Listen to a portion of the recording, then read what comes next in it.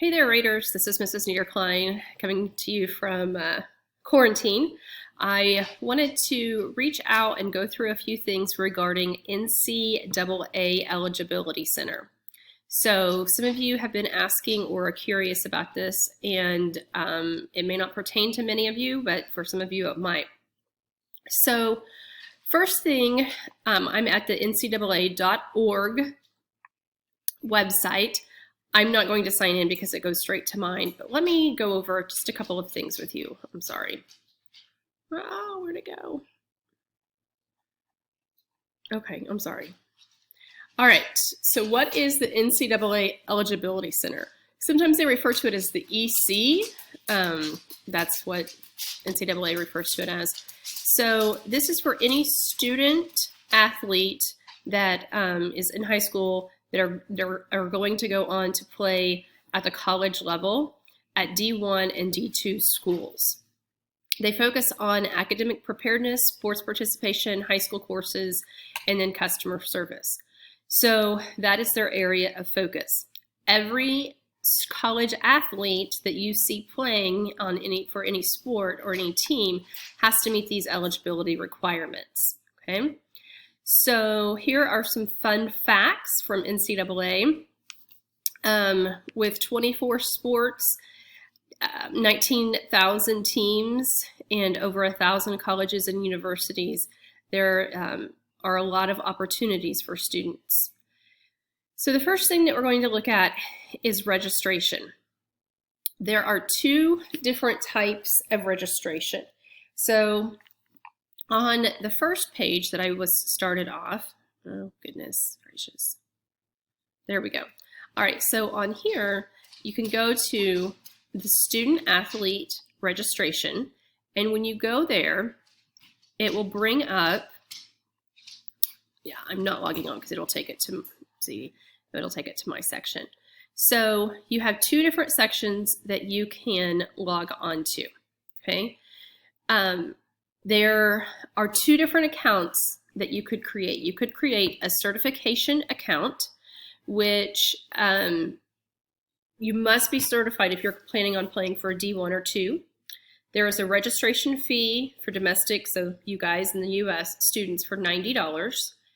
If you receive free or reduced school lunches, not part of the COVID-free lunches that everyone is partaking in right now, but you've done everything with Miss Lisa and you are eligible for free or reduced lunches, you can, during your application, apply for a fee waiver. And when it comes through on my end, then I approve that. Check your status and then approve that.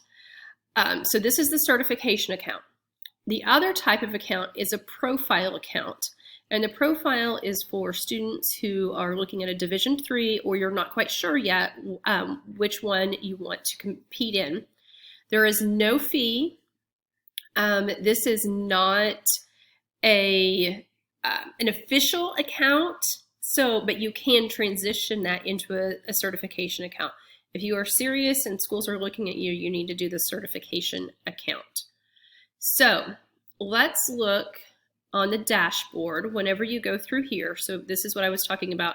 You can have those two different types, the certification account or profile account. So when you go here to create the account, there are different steps that you must do. So one is going to be going through creating your account. And there is a registration checklist that you can go through. You go here, and right here it is.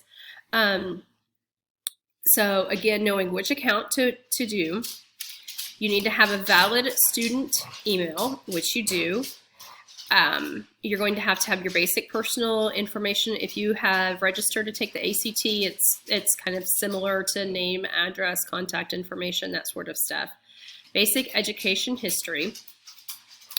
And it says check to see if your school has NCAA approved courses. We do have NCAA approved courses. Those are going to be our courses. This is very important. Our courses that are NCAA approved are any of the college prep, college bound classes. So anything that has applied or basic in front of it are not NCAA approved courses. they are looking for your core classes, and we'll get to that in just a moment. Also, payment, again, $90, or if you have a fee waiver, you would do that throughout the process of applying. All right, so this is back at the Eligibility Center. So you would go through and create an account and go through each step. I would say it probably takes about 30-45 minutes to thoroughly go through each different component of it. So once you do that, you will be assigned an EC number. So an NCAA Eligibility Center number will be specific to you. So it's kind of like a student number that would be specific to you. Once you apply, you need to, hold on, sorry about that. So you must go through these steps before college admission in order to be eligible. Now, an IRL is an institution request list. You must be on this list in order to get a certification to be eligible. And it's a process. It's an ongoing thing. It's not like you're going to actually receive a list or something like that. It means you're going through the process, and that's kind of on the back end for the Eligibility Center and myself. Okay, so remember I said that there are certain courses, we have NCAA approved courses, but there are certain courses that don't count towards NCAA eligibility.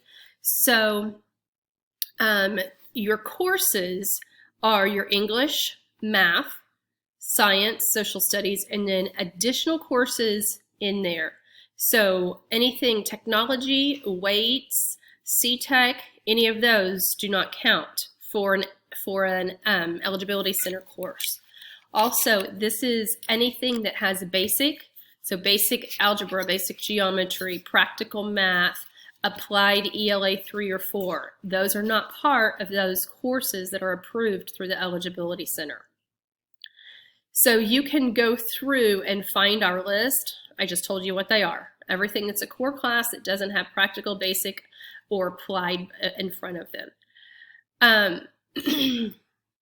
You can continue and look at qualifiers and different areas that you have to do. So Division 1 has different requirements than Division 2.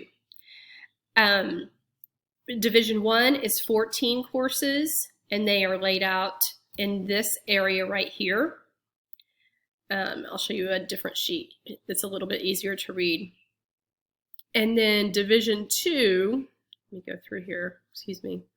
Division 2 is for those qualifiers to be eligible for an academic qualifier.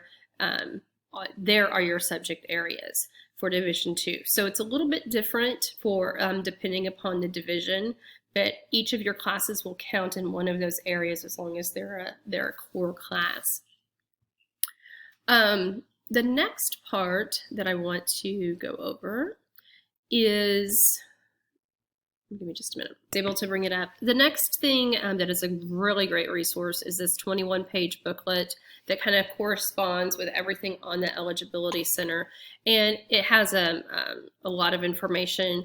We're going to focus on pages 19 and 20 for Division 1 and 20, or I guess 18 through 20, and then 21 through 24 for Division 2. But there's a ton of good information and opportunities that clearly go through every single thing here. So let me go through. All right, so I am on page 18, and this is for Division 1.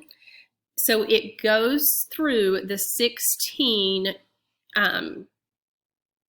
areas that you do need to have in order to meet the Division 1 academic standards and how that all plays out.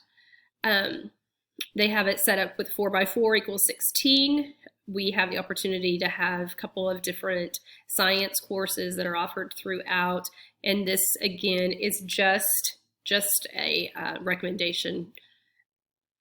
The thing that is amazing on here is this worksheet. So what you can do is literally write in what you have, your grade, and then go from there. It's still based off of a 4-point system, just like our GPA is. So it helps you determine your core GPA. So only the classes that are going to count for NCAA eligibility will go on this, and then that's your AC, or that's your, excuse me, that is your GPA. So the GPA that's on the bottom of your transcript is not the GPA that you want to look at. The GPA that you want to look at is the GPA of these classes. So it's called the core GPA. And from this, you would use the sliding scale. So let's say you have all of your English, your math, your science, your social studies, and then your extra courses. You figured your GPA, and it's a 3.275 right here. So that means your ACT sum, once you combine all 4 of your sections for your ACT sum, it would need to be a 47 or whatever that said it was. So this is a sliding scale. So the higher your core GPA, the lower your ACT sum can be. Now, you want them both high to be eligible for maybe some more academic scholarships as well. You also want to look at the NCAA Academic Standards for Division II sports. That's on the next page. Starting on page 20, here we go again, and it has each one of the 16 courses that you need. Again, it's a little bit different, how the number that you need in each area. And right here too is the worksheet and the sliding scale for full qualifier, and then there are partial qualifiers as well. So that those are opportunities. So this is a really great, let me cover that. This is a really great handout that would help you go through each of the steps. Students must be academically eligible and also be in an amateur status. If you're getting paid to play for something, you cannot do that. You cannot be compensated. Maybe some colleges need that note too, but anyway. So you need to make sure that you have an amateur status. Okay, so I'm going to go back. Once you create your account.